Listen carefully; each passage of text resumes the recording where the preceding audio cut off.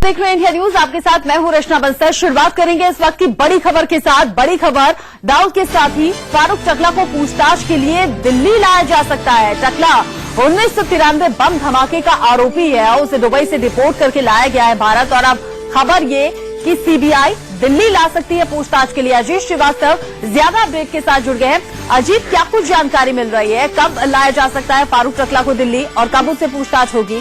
आरोपी है, उसे दुबई से डिपोर्ट करके लाया गया है भारत। और अब खबर ये कि सीबीआई दिल्ली ला सकती है पूछताछ के लिए। अजीत श्रीवास्तव ज्यादा अपडेट के साथ जुड़ गए हैं। अजीत, क्या कुछ जानकारी मिल रही है? कब लाया जा सकता है फारूक टकला को दिल्ली और कब उससे पूछताछ होगी?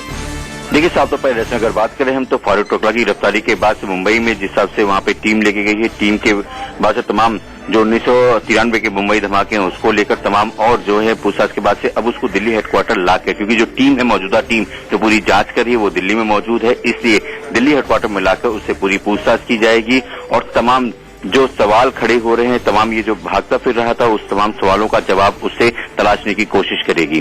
बिल्कुल, 1993 बम धमाके का आरोपी फारूक टकला, जिससे अब दिल्ली लाकर सीबीआई पूछताछ कर सकती है। शुक्रिया अजीत इस खबर को हम तक पहुंचाने के लिए। तो फारूक टकला की गिरफ्तारी ने साफ कर दिया कि अब दाऊद का पकड़ा जाना न मुश्किल है और न ही नामुमकिन, क्योंकि दाऊद का टकला उसके सारे राज अब खोल देगा।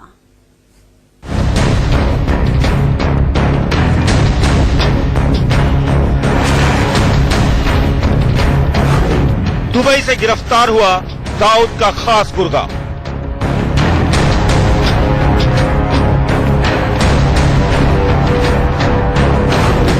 फारूक टकला खोलेगा दाऊद के गहरे राज।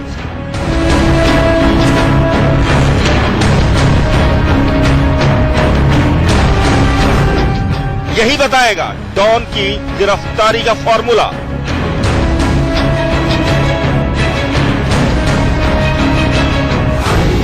अब दाऊद पर लटकी गिरफ्तारी की तलवार।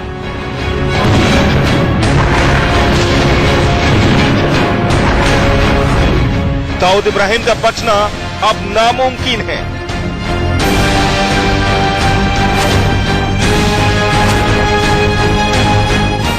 यही है अंडरवर्ल्ड डॉन दाऊद इब्राहिम का वो दाहिना हाथ और डी कंपनी का मैनेजर कहा जाने वाला फारूक टकला, जिसने 25 साल पहले मुंबई को लहूलुहान करने की साजिश बुनी थी। 25 साल तक ये जांच एजेंसियों से खुद को बचाता रहा, लेकिन आखिरकार दुबई में धरा गया और सीबीआई की टीम इसे आखिरकार उसी मुंबई ले आई जहां इसने सीरियल ब्लास्ट के सनसनीखेज गुनाह को अंजाम दिया था।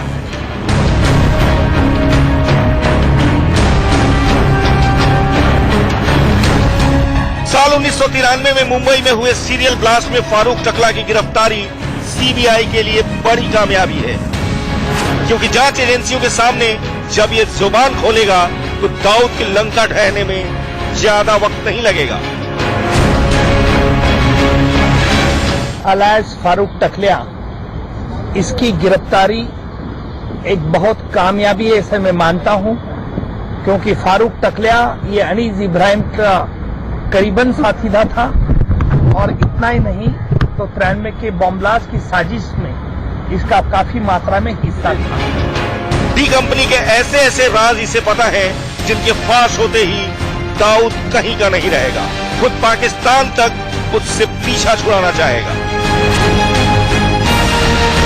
मुझे आशा है कि इसके गिरफ्तारी से कोई ऐसी सनसनी बात आ सकती है जिसके आधार पर टी गैंग के खिलाफ और पुख्ता सबूत मिलने की कोशिश की जाएगी और उम्मीद भी है कि इससे डी गैंग को एक बहुत बड़ा फेटल फ्लो होगा।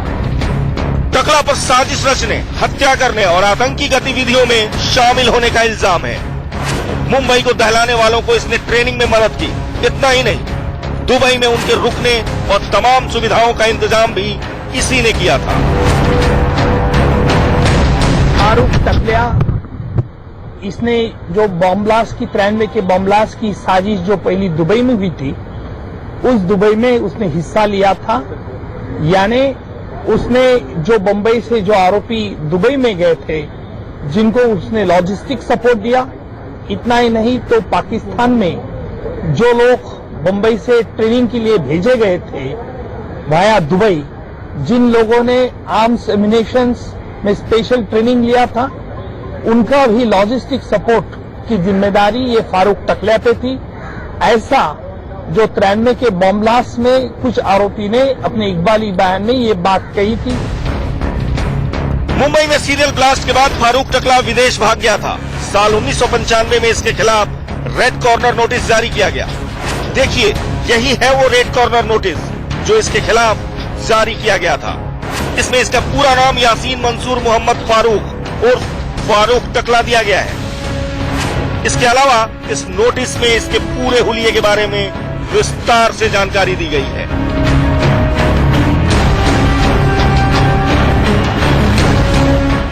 पच्चीस साल पहले मुंबई को दहलाने की इसने जो साजिश रची थी, उसने पूरे देश को हिलाकर रख दिया था। 12 मार्च 1993 को दोपहर करीब 1:30 बजे मुंबई में एक के बाद एक 12 धमाके हुए। धमाकों में 257 लोगों की मौत हो गई और 700 से ज्यादा लोग जख्मी हो गए थे। इन धमाकों में बड़ी मात्रा में आरडीएक्स का इस्तेमाल किया गया था। इन धमाकों में 27 करोड़ रुपए की संपत्ति का नुकसान भी हुआ था। फारूक टकला ने एक उस पर जिम्मेदारी थी कि दुबई में जो भी बंबई से जो आरोपी आएंगे उनके लिए रहने का उनकी सोच करना, और इतना ही नहीं, जो पाकिस्तान में ट्रेनिंग के लिए गए थे उनके लिए ट्रैवल प्लान, उनका खर्चा उठाना, इस प्रकार की जिम्मेदारी उस पर थी। ये बात 93 के बॉम्ब ब्लास्ट ने कई आरोपी ने अपने इकबाली बयान में बताया था। अब दाऊद का दाहिना हाथ माने जाने वाले फारूक की गिरफ्तारी से डी कंपनी में हड़कंप मचा हुआ है, क्योंकि टकला डी कंपनी की ऐसी कड़ी है जो दाऊद को पूरी तरह तबाह करने के लिए काफी है। यही वजह है कि टाटा कोर्ट में इसे पेश कर सीबीआई ने अपनी कस्टडी में लिया है। राजेश कुमार के साथ अभिषेक शर्मा, मुंबई, इंडिया न्यूज। दाऊद का दाहिना हाथ फारूक टकला भले ही गिरफ्तार कर साल 2018 में भारत लाया गया हो, लेकिन उसकी गिरफ्तारी और हिंदुस्तान लाने की तैयारी 3 साल पहले ही कर ली गई थी। यूएई सरकार को फारूक टकला से दाऊद से जुड़े हुए होने के सबूत कई बार दिए गए और इस मिशन में एनएसए अजीत डोभाल ने अहम भूमिका निभाई। आखिर कैसे पूरा हुआ ये मिशन, इस खास रिपोर्ट में आप देखिए।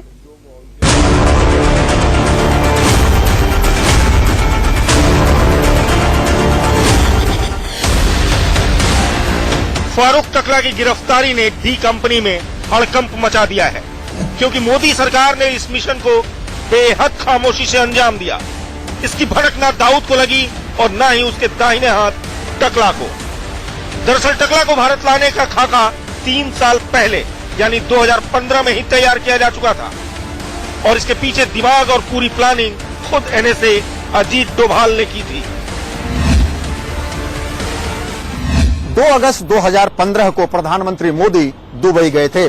तब उन्होंने दाऊद के खिलाफ 107 पन्नों का डोजियर शेख मोहम्मद बिन रशीद को सौंपा था। इसमें दाऊद के बारे में पूरी जानकारियां थी, साथ ही टकला की गतिविधियों के बारे में भी पूरी जानकारियां इस डोजियर में थी कि किस तरह से वो दाऊद के पूरे काले कारोबार को संभालता है, और इन जानकारियों के साथ साथ पुख्ता सबूत भी दुबई को सौंपे गए थे। डोजियर में दाऊद की 22 बेनामी संपत्तियों की लिस्ट भी सौंपी गई, जिसकी देखरेख का जिम्मा टकला के पास था। साथ ही टकला कैसे डी कंपनी को दुबई से ऑपरेट करता है, कैसे फंड पाकिस्तान के जरिए भारत भेजा जाता है, इसकी पूरी जानकारी दी गई थी।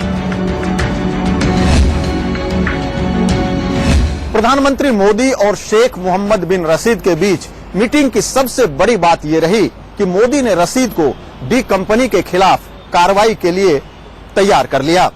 ये सहमति बनी कि दोनों देशों की एजेंसियां एक दूसरे से लगातार संपर्क में रहेंगी और मिलजुल कर काम करेगी। साथ ही ये भी तय हुआ कि दुबई अपनी जमीन का इस्तेमाल भारत के खिलाफ आतंकी गतिविधियों के लिए नहीं करने देगा।